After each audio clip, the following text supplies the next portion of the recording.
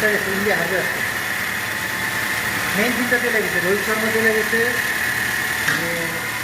ঋষভ চলে গেছে, আর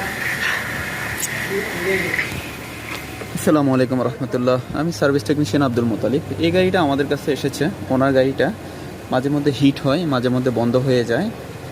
তো ফাইনালি আমরা ওনার গাড়িটা রিসিভ করি এবং ওনার যে সমস্যাটা আমরা সেটা পেয়ে আমরা গাড়িটা সমাধান করেছি। এখন আমরা স্টার্ট করেছি গাড়িটা।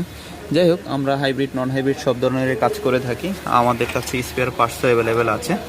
আপনাদের হাইব্রিড নিয়ে যে কোনো ধরনের প্রবলেম আমাদের সাথে যোগাযোগ করতে পারেন।